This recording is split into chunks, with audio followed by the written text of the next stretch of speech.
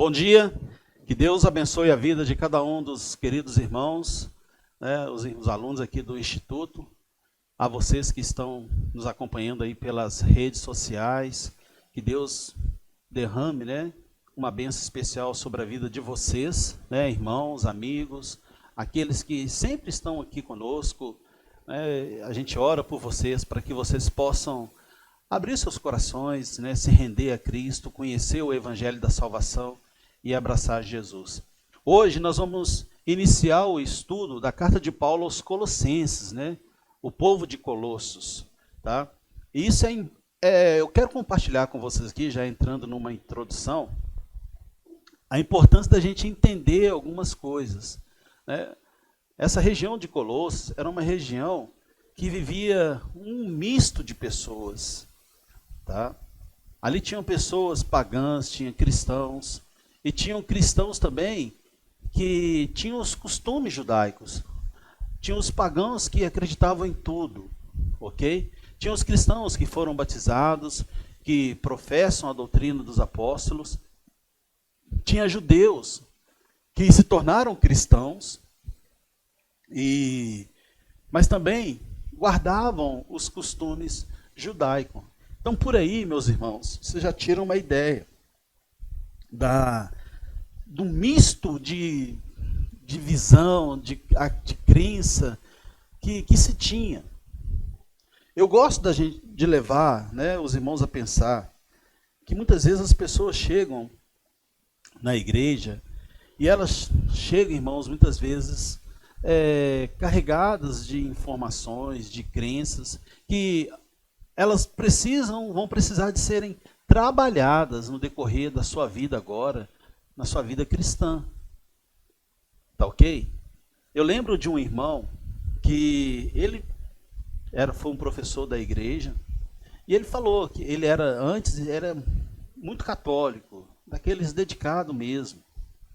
E na sua casa, né, sobre a sua cama, tinha aquele texto grandão, não sei se vocês lembram, antigamente tinha uns textos, eles eram formados em umas bolas enormes, e ele tinha um texto daquele sobre a sua cama. Mas ele se converteu e só depois de muito tempo é que ele foi perceber que aquele texto estava ali, e aí ele foi e tirou aquilo dali, tá ok? Isso é importante a gente entender, que no decorrer da convivência com os irmãos, talvez as pessoas vão manifestar alguns costumes que elas tinham. E nós não precisamos nos escandalizar com isso. Nós não precisamos expor a pessoa por causa disso. É ter calma, é ter paciência. E eu acredito que a carta aos Colossenses vai nos ajudar muito. Tá ok? A igreja de Colossenses é uma igreja que Paulo não a visitou pessoalmente.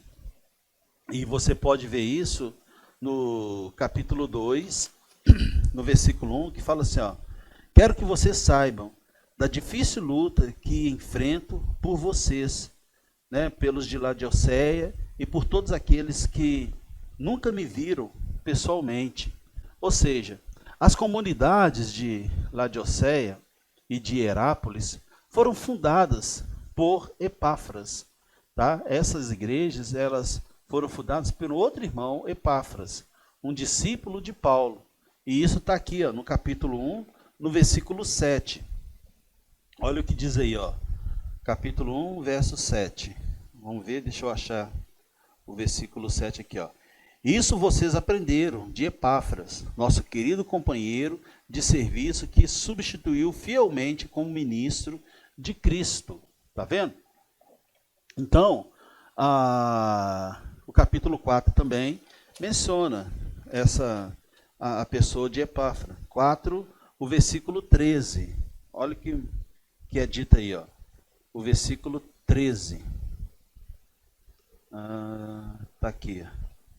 Eu sou testemunha de que ele se empenha muito por vocês e por aqueles que estão em Laodiceia e Herápolis. Tá vendo? Então Epáfras foi o servo, né, o servo de Deus, que levou a palavra a essa região de Colossenses, Laodiceia e Herápolis. Enquanto esses se encontravam em Éfeso, tá? Lá em Atos, capítulo 19, versículo 7, tem essa confirmação. Então, estes que hoje são cristãos, eram muito provenientes do paganismo, tá? Ou seja, a região, a cultura onde a palavra foi anunciada, tá ok, irmãos? Vai haver um processo de mudança de pensamento, de comportamento, de visão. Essas coisas não vão acontecer assim da noite para o dia. É um trabalho, tá? Observe aí o versículo 21.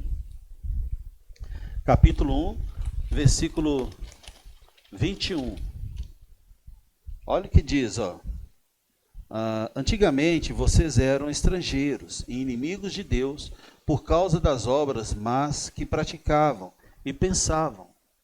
Olha agora o versículo 27.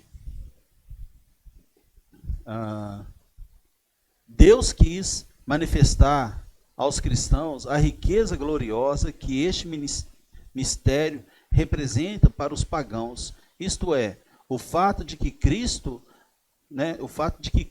a glória esperada, está em vocês, tá ok? E costumavam reunir-se na casa de Ninfas, tá? Que era um servo de Senhor, capítulo 4, versículo 15, e também na casa de Arquipo, capítulo 4, verso 17, e Filemon, versículo 2. Quando Epáfras estava com Paulo, informou a Paulo, informou a ele sobre a situação dos cristãos de Colossos. Epáfras passa essas informações. Epáfras fala sobre a situação da igreja.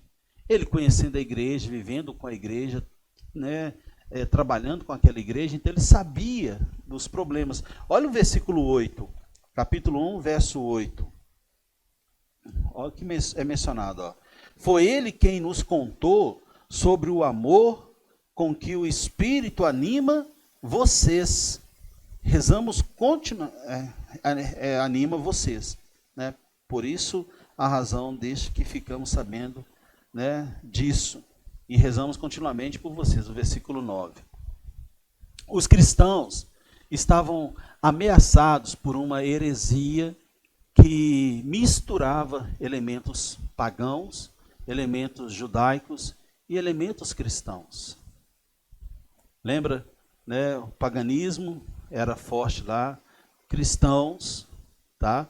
E judaicos, povo judeus, homens judeus, pessoas judaicas que tinham os costumes das leis judaicas. Então a igreja estava sofrendo com esse tipo de heresias, de ensinamentos, que trazia uma perturbação espiritual. Tá? Os seus seguidores davam muitas importâncias aos poderes angélicos, às forças cósmicas, tá? E outros problemas também. Eles depositavam uma confiança numa série de observâncias religiosas que garantiriam a benevolência e a manutenção dos poderes superiores, observâncias de festas, de animais, mensais e sábados, aí já é o costumes da lei. Esse negócio de crer em cósmicos, tá? Em poderes angelicais, já é de coisas do paganismo, tá ok? Leis alimentares, ascéticas, O exemplo, abstenção de prazeres carnais. Olha o problema que se encontrava dentro daquela congregação. Abstenção de prazeres carnais e de conforto material, de quem busca alcançar a perfeição moral e espiritual. Seguidores da prática do ascetismo acreditam que o autocontrole é imprescindível para alcançar a Deus. Olha, imagine, irmãos, começa a visualizar a cena e tenta ver o semblante de Epafrodito, no momento em que estava compartilhando com Paulo sobre tantas dificuldades que estavam enfrentando, tantos problemas que estavam enfrentando, né, por causa desse rio de informações, de coisas erradas. Nós sabemos que a lei teve uma grande importância. A lei veio para, serviu como aio, né, apontar para o que é sólido, para o que é verdadeiro, para o que é o que vai trazer salvação, apontava para Cristo, ok? Então, a lei foi encerrada no momento em que Jesus levantou-se na cruz, no momento em que ele morreu e ressuscitou. Ali começou uma nova era, a era cristã. Jesus cumpriu todos os princípios da lei, mas tinham pessoas que se tornavam cristãos, mas ainda tinham esses costumes religiosos, guardavam esses costumes da lei.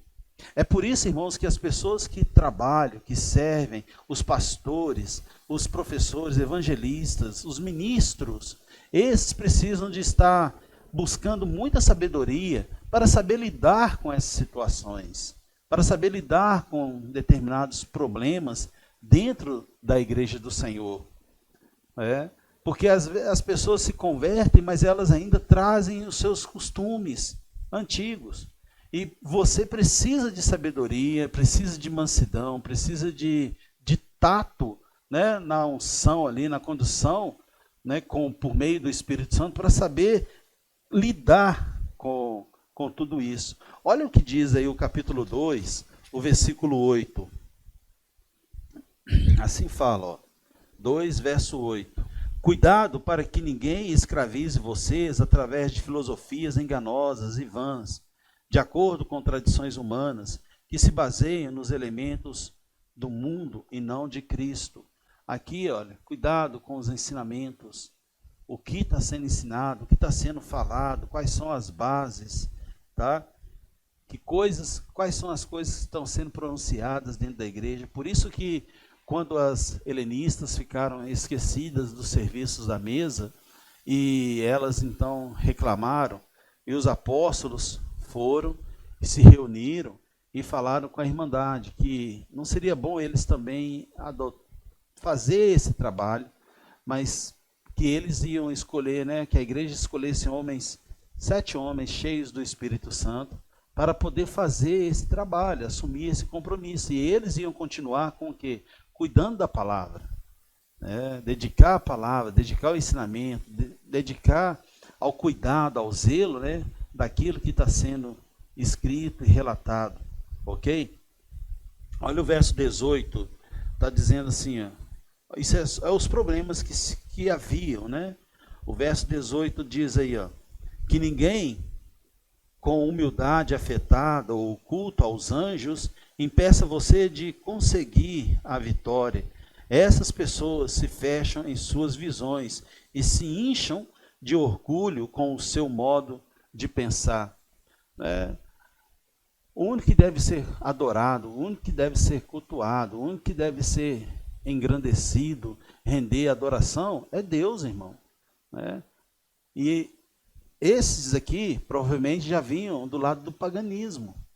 O paganismo acredita em muitas coisas, e é interessante aqui que a própria palavra nos dá um exemplo tão perfeito, que lá em Paulo, quando chega na cidade de Atenas, ele vê como que o povo era idólatra, né? Os atenienses, eles tinham um local que estava cheio de buraco, em cada buraco tinha um representante de um deus para eles. E ali tinha até um que era vazio e estava ao Deus desconhecido. Então eles adoravam de tudo.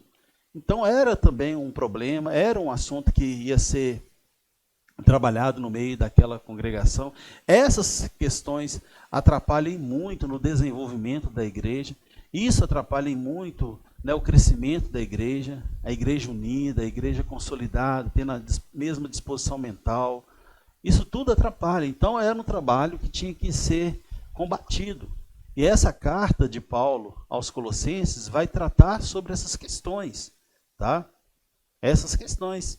Aí a gente pensa, tudo isso, tá? Essas informações. Tem um versículo 23 que eu não li para vocês aqui, ó. Olha o outro problema que tinha lá. Tais regras tais regras de piedade, humildade, severidade com o corpo têm ares de sabedoria, mas na verdade não tem valor, nenhum valor, e não a não ser a satisfação da carne, sabe? Tem alguns lugares, né? O paganismo, a Igreja Católica tinha o ato do autoflagelação, né? Você flagelar o seu próprio corpo, achando que aquilo vai trazer um bem-estar, aquilo vai te trazer uma melhora, aquilo vai te purificar, ok? E não era, tá? Então tudo isso comprometia seriamente a pureza da fé cristã. Então, quando você começa a examinar, pensar sobre isso, pegar as cartas, ler as cartas com detalhes, né, com esse cuidado, você acha que a vida de um pastor, de um presbítero, a vida dos apóstolos foi vida fácil? Não foi, porque eles foram chamados com esse intuito de pastorear o rebanho, e tratar o rebanho, de cuidar do rebanho, né, de cuidar desses que foram regimentados, esses que foram acolhidos. E agora você tem o compromisso de cuidar, de zelar por eles, né? De trabalhar com eles e levar eles a ter uma mesma disposição mental, ter o mesmo pensamento, ter uma visão só. Tá? O ensinamento da doutrina dos apóstolos e combater qualquer outro tipo de ensinamento. Então, qual era o problema dessa comunidade? O secretismo, que combinava ideias de outros filósofos e religiões com a fé cristã, ok? Aqui era o paganismo e o judaísmo, tá? Então tinha que se combater, e para combater esses erros, Paulo enfatizou a divindade de Cristo, a sua morte sacrificial na cruz pelos pecados, ok? O secretismo, tá? Essa mistura de crença tinha que ser combatido, e seria combatido com a divindade de Cristo, a sua morte sacrificial na cruz pelos pecados. Só para a gente fazer uma reflexão, vamos pensar, somente estamos conectados a Cristo pela fé. Uma pessoa pode ter a vida eterna e somente por uma contínua conexão com Ele. É que uma pessoa pode ter a mesma capacidade para viver. Cristo é o eixo central, a pedra angular. Cristo é o nosso mediador, o nosso intercessor. Cristo que veio, Cristo que resgatou. É Cristo que é o elo entre aquela corrente entre nós e Deus, mais ninguém. Passar disso, irmãos, é anátema. Passar disso não é inspirado pela palavra de Deus, não é inspirado pela a vontade do Senhor. Então devemos atinar com isso. E a igreja em Colossos passava por essa situação, passava por esses problemas. E o Espírito Santo, usando Paulo, primeiro usou o Epáfras, esse irmão, que levou até Paulo, né, compartilhou com Paulo a situação, ou seja, ele está buscando interesses da igreja. Ele está buscando interesse dos irmãos. Estão buscando interesse, né, da comunidade. Está vendo? Ele está demonstrando ali, manifestando o amor pela irmandade. Tá ok? Então, vamos meditar sobre isso. E aí, então, a gente vai entrar no capítulo 1 e a gente vai ver, tá, o que Paulo explana, o que Paulo fala, e já começa a ensinar esses irmãos. Vamos ler aí o capítulo 1, o versículo 1 e 2. Assim diz: Paulo, apóstolo de Jesus Cristo, pela vontade de Deus, juntamente com o irmão Timóteo, aos cristãos de Colossos, fiéis irmãos em Cristo, que a graça e a paz de Deus, nosso Pai, estejam com vocês. Então, o clima da vida cristã deve ser, né, o de uma família, ok? Esse é o clima, é isso que Deus quer ver. O clima entre nós deve ser um ambiente familiar, onde todos são irmãos. Nós somos irmãos em Cristo. Se por alguma razão você não vê um irmão seu como seu irmão, você precisa de rever esse conceito, tá, irmão? Porque o que nos une é o sangue de Cristo. E muitas vezes, né, a gente vê alguns irmãos, por causa de uma postura, por causa de uma conduta, por causa de um comportamento do seu irmão, ele fala assim, não, esse não é meu irmão não. Ele é assim, ele faz isso, ele é desse jeito. Isso aqui não é meu irmão não, a gente tem que rever isso. Porque nós devemos tomar muito cuidado para a gente não sentar no trono de Cristo, para a gente não sentar no trono de Deus, para a gente não querer ser juízes, para que a gente não venha ser julgador. Então o clima tem que ser de família, o clima tem que ser um ambiente familiar, como Deus quer, tá? Porque onde nós estamos, né, onde Cristo, ele ajuntou todos por meio do teu sangue, por meio do teu sacrifício, onde todos são irmãos, juntos com Cristo, tendo Deus como Pai. Timóteo é mencionado aqui, como é também em outras cartas, porque Timóteo, desde os 20 anos, Timóteo acompanhava Paulo. Paulo preparou, Paulo treinou, e ele cresceu em, né, espiritualmente, amadureceu a sua visão, se tornou um homem que tinha um olhar, né, para a igreja com o olhar de Cristo. Tanto é que mais tarde a gente vai estudar as cartas pastorais, as cartas que Paulo envia a Timóteo para tratar questões doutrinárias. Então, assim, mas de muitos anos Timóteo acompanhava Paulo, então ele menciona ele aí. Olha os versos 3, a partir do versículo 3. Diz assim, ó: Damos graças a Deus Pai de nosso Senhor Jesus Cristo, sempre que oramos por vocês. De fato, ouvimos falar da fé que vocês têm em Cristo Jesus e do amor que todos de vocês por todos os cristãos, por causa da esperança daquilo que para vocês está reservado no céu. Tal esperança já lhe foi anunciada pela palavra da verdade, o Evangelho, que chegou até vocês, assim como o Evangelho dá fruto e cresce no mundo inteiro, o mesmo acontece entre vocês, desde o dia em que ouviram e conheceram, na verdade, a graça de Deus. Isso vocês aprenderam de Epáfras, nosso querido companheiro de serviço, que nos substituiu fielmente como ministro de Cristo. Foi ele quem nos contou sobre o amor com que o Espírito anima vocês. Está vendo? Ou seja, nas suas orações, irmãos, Paulo sempre lembrava dos irmãos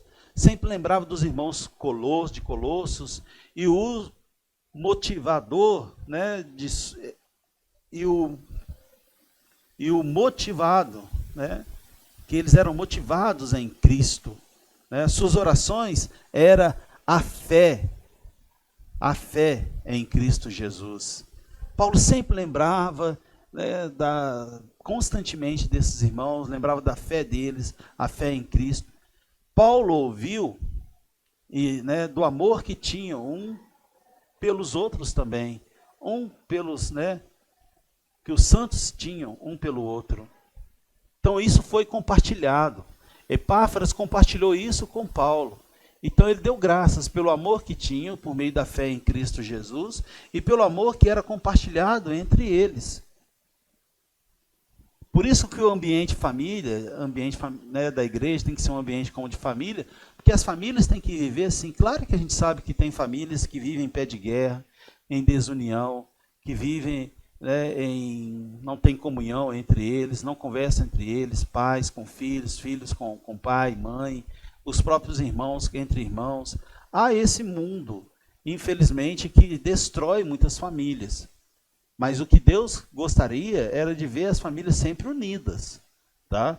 E nós, como cristãos, devemos trabalhar isso no nosso meio, as famílias cristãs ter esse ambiente saudável, para que quando chegam e estão na igreja, junta todas as famílias, a gente consegue manter um ambiente saudável.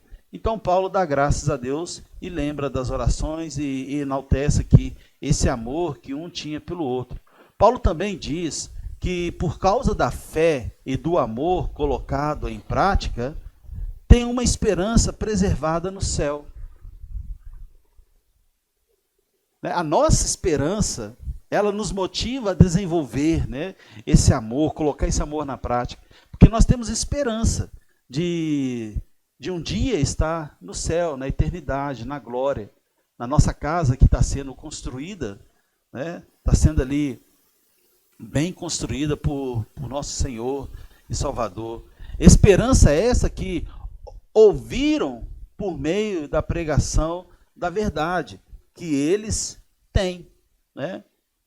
Que eles entenderam, por meio da pregação, a pregação do Evangelho, a pregação da salvação, né? A gente prega e mostra para as pessoas que a nossa vida, irmãos, não se limita apenas a essa terra. A gente não prega um evangelho material, né, que as pessoas vão se vencer de forma financeira, de forma material aqui nessa terra. A gente não prega uma alegria aqui nessa terra, uma esperança terrena, uma esperança, né, que a sua vida vai ser um mar de rosa aqui nessa terra. Não é isso. A verdadeira pregação, ela te leva a ter esperança no céu, te leva a ter esperança numa casa, nas regiões celestiais, te leva a ter esperança que Jesus vai voltar e vai buscar você e colocar você onde Ele está com o Pai, no paraíso. Não é aqui. Aqui, irmãos, nós vamos ter paz, mas nós vamos ter paz mesmo com dor, mesmo com sofrimento, mesmo com lutas, mesmo com guerras, mesmo com vários desafios, passando por várias necessidades. Mas nada disso vai tirar de nós a nossa paz, vai tirar de nós a nossa esperança, vai tirar de nós a nossa certeza, a nossa convicção que há uma casa, uma mansão sendo preparada para aqueles que amam a Deus, para aqueles que amam a Cristo, para aqueles que são gratos a Jesus Cristo por ter vindo a esse mundo, ter derramado o teu sangue precioso para nos salvar das trevas, da tirania do pecado, nos tirar do lamaçal, nos trazer a esperança de que um dia, esse corpo que hoje é corruptível, você vai ser ungido e vai receber um corpo incorruptível. Que um dia você vai estar num lugar que é incomparável, insondavelmente melhor do que esse lugar que nós estamos. Porque a terra jaz o maligno. A terra está a caminho da destruição. A terra ainda só não foi destruída, irmãos, porque a igreja do Senhor está aqui. E a igreja do Senhor está tendo um trabalho de pregar o evangelho, de anunciar as boas novas, para trazer aqueles que pertencem a Cristo Jesus. Nós estamos dando continuidade a essa pregação da boa palavra, a pregação da salvação. Ok? Então eles aprenderam isso e viveram sobre essa esperança e desenvolveram esse amor, né? Ou desenvolver essa comunhão entre eles. Eles foram instruídos por Epáfras, né? E o qual relatou relatou esse amor no Espírito para Paulo. Então Paulo enaltece essa caminhada desses irmãos. O fato de ter um problema, irmãos, não significa que coisas boas podem ser manifestadas. O fato de você ter um problema na vida, e você vai ter um problema na vida, talvez não só uma, vai ter 2, 3, diversos problemas. Tem pessoas que andam com a vida delas são problemáticas. Tem pessoas que têm N problemas. Mas o fato de você ter problemas não significa que coisas boas podem ser manifestadas. Porque a palavra do Senhor não está condicionada a esta vida. O poder de Deus não está condicionado a esta vida. O poder de Deus está condicionado, irmãos, em Deus. E Ele pode trazer bênçãos sobre a sua vida, mesmo você tendo problema. Quem falou que eu sou abençoado por Deus, e a forma de mostrar que eu sou abençoado por Deus é não tendo problema? É mentira. Nessa terra, nesse mundo, nesta vida, nós somos limitados, nós somos debilitados, nós temos necessidades, nós temos luta, nós temos emoções, nós vivemos de emoções, sentimentos, de ações. Esse corpo, irmãos, hoje você está bem, amanhã você não está. Hoje você acorda de bom humor, amanhã você não acorda de bom humor. Hoje você está sorrindo para todo mundo, mas amanhã você não quer sorrir para todo mundo. Você tem aborrecimento em casa, tem aborrecimento no trabalho. Mas mesmo carregado de problemas, nós podemos manifestar, pode ser manifestado coisas boas. Precisamos olhar para ver. Nós precisamos de ver, precisamos enxergar, precisamos buscar isso. É isso que Paulo está sendo mencionado aqui, nesses versículos. Observe aí a partir do versículo 9 ao 12. Olha o que é dito aí, ó. Por esta razão, desde que ficamos sabendo disso o quê? De toda essa ação, da esperança que há, da palavra que é anunciada, da verdade do Evangelho, da manifestação do Evangelho por meio da prática, do amor que tem entre eles. Por isso, por esta razão, desde que ficamos sabendo disso, rezamos continuamente por vocês. A oração era contínua. Uma das coisas que nós temos que ter prática, irmãos, e talvez a gente não tem tanto, é a prática da oração. A oração é a arma poderosa que o cristão tem. A arma que nós temos é a oração. O poder de interceder, o poder de clamar, o poder de pedir, o poder de lançar diante de Deus, o poder de colocar a vida do meu irmão, a vida da minha parcela do corpo de Cristo na qual eu faço parte, a minha vida, o poder de colocar, todas as situações, o poder de interceder pelo seu trabalho, de pedir a Deus, clamar a Deus por te proteger, te guardar, te resguardar, para que você seja liberta das artimanhas de Satanás, das obras de Satanás, mas que você, mesmo mediante aqueles desafios que vão surgir ali, você consiga exalar o perfume, você consiga fazer a vontade do Senhor, você consiga ser luz naquele lugar. Está vendo? Então, Paulo não cansava, não cessava de orar continuamente por vocês, pedindo a Deus que lhes conceda o quê? Pleno conhecimento da vontade, com toda a sabedoria e discernimento que vem do Espírito. Por que uma das coisas que Paulo pedia? O pleno conhecimento da verdade, o pleno entendimento, mas o conhecimento, entendimento que vem do Espírito Santo. Não é o entendimento, o conhecimento que eu quero ter. Mas por que Paulo pede? Porque Epáfras passou para ele uma informação desse secretismo que havia no meio deles. Tá? E ele tinha que combater isso, combater aquela visão judaica, aquela visão pagã, que alguns acreditavam e estava ali no meio deles. Então, a primeira coisa, Senhor, conceda sabedoria, Senhor, conceda entendimento, Senhor, conceda conhecimento, vindo do Senhor, por meio da ação plena do Espírito Santo, para que eles tenham como agir plenamente na vontade do Senhor, debaixo da vontade do Senhor, dentro da palavra, combater essas visões. Porque aqui tem que combater o ensinamento errado, é a visão errada. Não é combater o irmão. O irmão é nosso irmão. Nosso inimigo aqui é o pecado.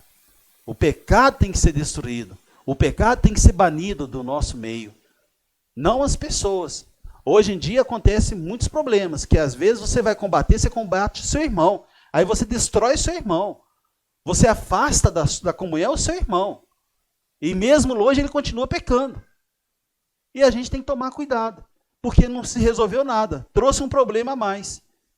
Porque ele estava perto, manifestando um problema, mas por não buscar a Deus sabedoria, buscar a Deus entendimento, não buscar a Deus conhecimento e ação plena do Espírito Santo, aí você vai querer agir de qualquer jeito para resolver um problema com o teu irmão, aí ao invés de resolver, você traz um problema maior. Nós precisamos enxergar e ver, irmãos, que a nossa luta é contra o pecado. Nós devemos repudiar o pecado. Os nossos irmãos não são nossos inimigos. Nossos irmãos são os nossos irmãos amados. Irmãos que precisam ser cuidados, irmãos que precisam ser zelados, velados por nós, e lembrados em nossas orações. É isso que deve fazer, e é isso que Paulo está dizendo. Você vê que Paulo enaltece a congregação, vê que Paulo enaltece a igreja, vê que Paulo vê coisas valiosas dentro daquela comunidade. Mas foi informado dos problemas. E agora tem que saber combater eles, mas combater com a orientação da palavra do Senhor. Então aqui a gente vê Paulo, né, pedir o que é mais necessário para a situação em que os colossenses estão vivendo. A vontade de Deus, né, a vontade de Deus se manifestou na vida de cada um. A ação de Jesus Cristo e o conhecimento dessa vontade é a sabedoria que leva os cristãos a viver com discernimento. Vontade de Deus, a vontade de Jesus Cristo manifestada, a sabedoria que vem por meio do Espírito Santo.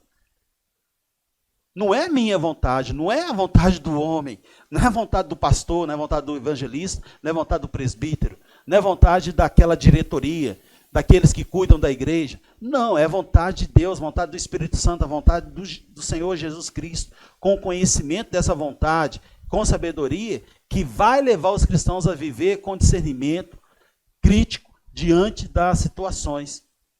No dia a dia, você se depara ou se encontra em diversas situações, e você precisa saber se elas são ou não aprovadas por Deus. Você precisa saber se aquelas situações do dia a dia são aprovadas ou não por Deus. E aí é por isso que tem que ter essa comunhão, buscar orar, né? Orar constantemente. Tem alguns exemplos de oração pelo próximo, tá? Porque eu falei que a arma que nós temos é a oração, e é essa mesmo, que você tem a fala com Deus. Tipo de orações, entendam o que Ele quer que façam. Você pode orar intercedendo, pedindo que as pessoas possam entender o que Deus quer que você faça. Você pode orar, pedir a Deus para adquirir sabedoria espiritual. Podemos orar pedindo a Deus que honre e agradem, né? Que a gente honre e agrade a Deus.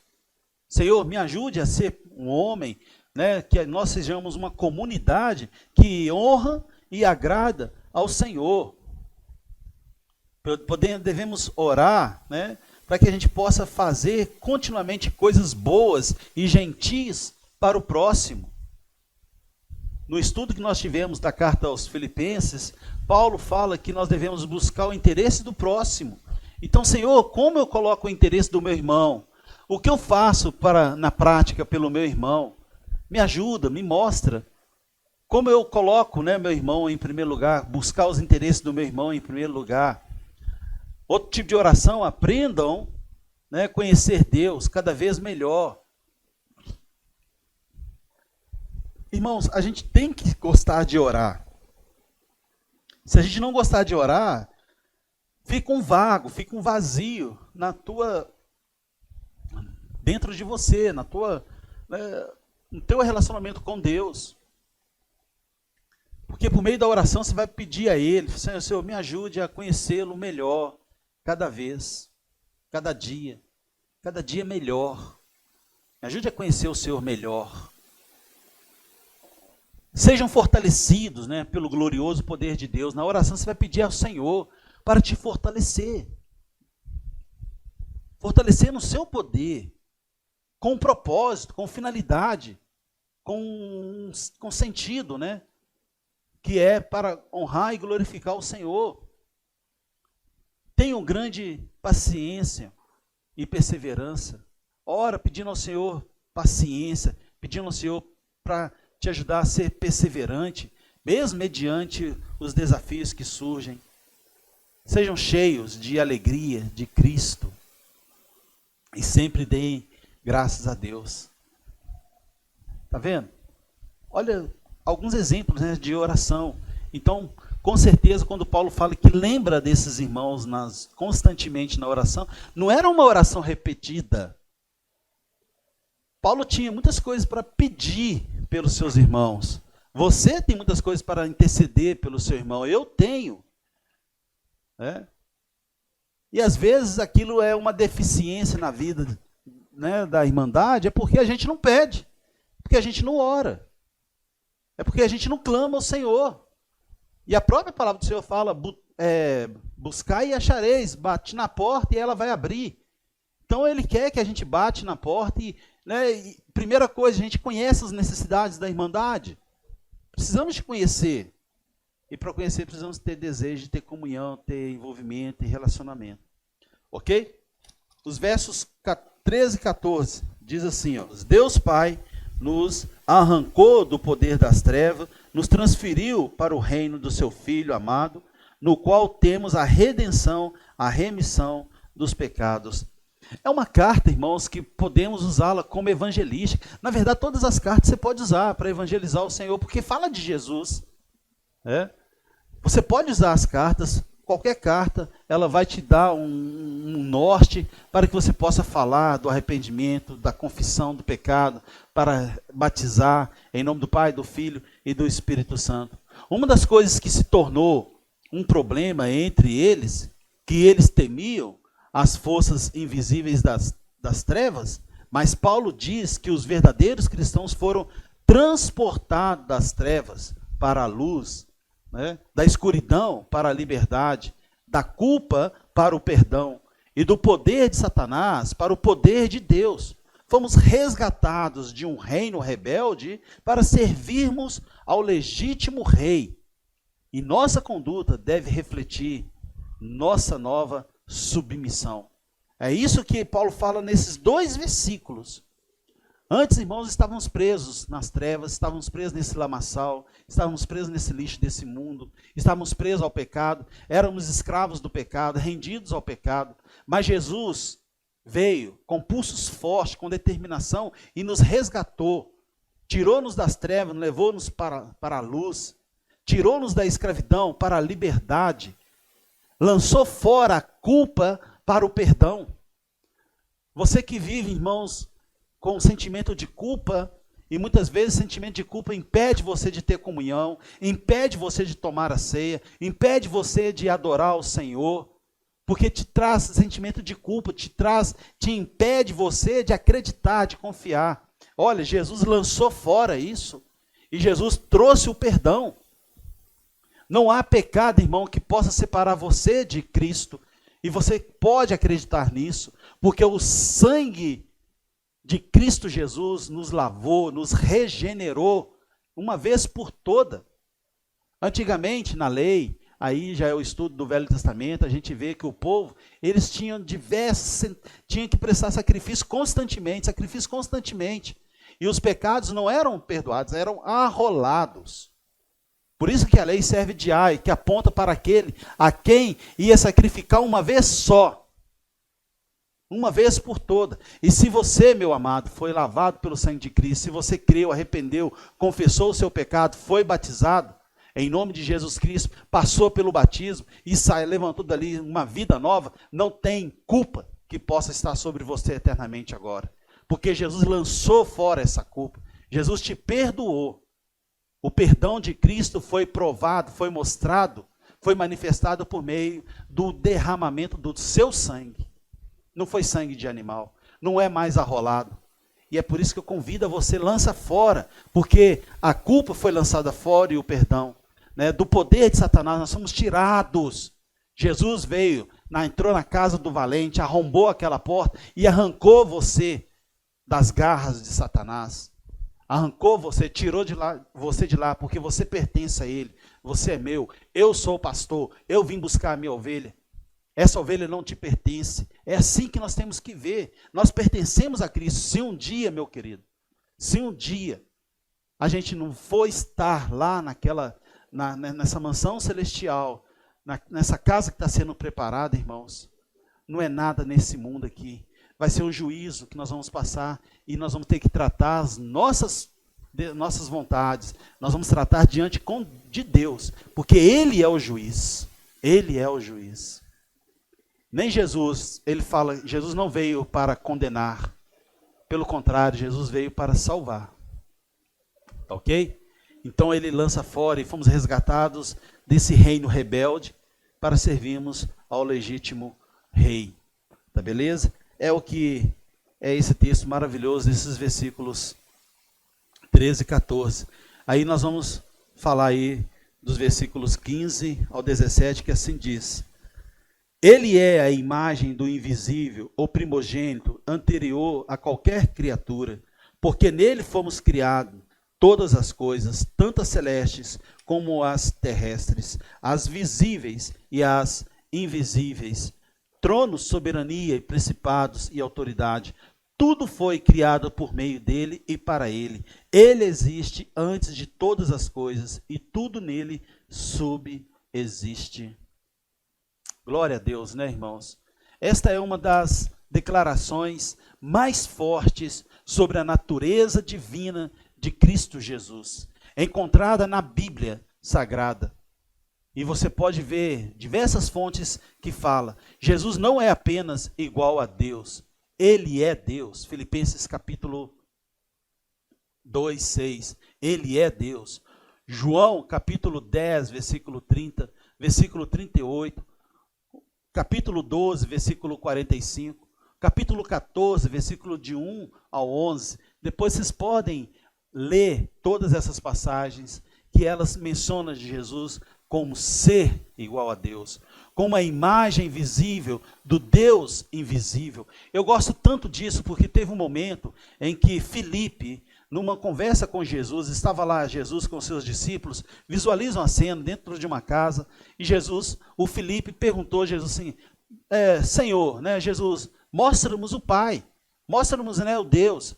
Aí Jesus fala assim, Filipe, há tanto tempo eu estou com vocês, e vocês me perguntam, me pedem para mostrar o Pai. Quem vê a mim, vê o Pai. Eu estou no Pai, o Pai está em mim. As minhas ações não são as minhas, as ações minhas são as ações do Pai. Veja como que é forte, irmãos. Jesus é a imagem perfeita de Deus. Ele é Deus. Ele é a representação exata de Deus. Ele não só reflete a imagem de Deus, mas revela Deus a nós. Tudo que Jesus fez, tudo que Jesus ensinou, eu não faço de mim mesmo, mas faço o que o Pai manda eu fazer. Filipenses, que a gente também estudou aqui no Instituto, lá fala que ele se esvaziou e assumiu a condição de servo, a condição de homem, e submeteu a isso. Ele submeteu às ordenanças do Pai. Ok? Ele é a imagem visível do Pai. Ele não só reflete a imagem, mas é Deus, mas revela Deus a nós. Aí você pode olhar em João, capítulo 1, versículo 18, capítulo 14, versículo 9. Eu selecionei 2 versículos, mas você pode ler todo o contexto da carta, que ela é clara, é perfeita para nós. E é por isso que nós podemos usar todo o Novo Testamento para pregar o Evangelho, ensinar as pessoas, trazer a luz dessa visão para as pessoas, ajudar essas pessoas a sair das trevas, ajudar as pessoas a sair desse mundo, desse lamaçal, porque Jesus nos revelou tudo isso, ok? Como Supremo sobre toda a criação, ele tem toda a prioridade e autoridade. Ele veio do céu, não da terra, né? Por terra. 1 Coríntios capítulo 15, o versículo 47, e ele é o Senhor de todos. Aí você pega a carta de Romanos, capítulo 9, versículo 5, o capítulo 10, versículo de 11 a 13, tá ok? Você pode pegar Apocalipse, o último livro da Bíblia, capítulo 1, versículo 5, capítulo 17, o versículo 14. Ele é completamente santo. Romanos capítulo 9, versículo 5, capítulo 10, Hebreus capítulo 7, versículo 26 ao 28. 1 Pedro capítulo 1, versículo 19, e o capítulo 2, o versículo 22. E também 1 João, capítulo 3, versículo 5. E Jesus tem autoridade para julgar o mundo. Romanos, capítulo 2, versículo 16. 2 Coríntios, capítulo 5, versículo 10. E 2 Timóteo, capítulo 4, versículo 1. Mas Cristo diz, eu não vim julgar o mundo, mas tem quem o julgue. A palavra. Jesus veio para salvar. Jesus veio para manifestar esse Deus. Jesus veio para mostrar o amor desse Deus. Jesus veio para resgatar as suas ovelhas.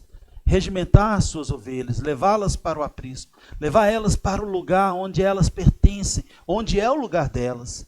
Ele é o pastor. Mas a palavra tem poder para julgar. Ele fala, eu não vim, meu papel veio para resgatar, mas tem quem o julgue, a sua palavra, a minha palavra.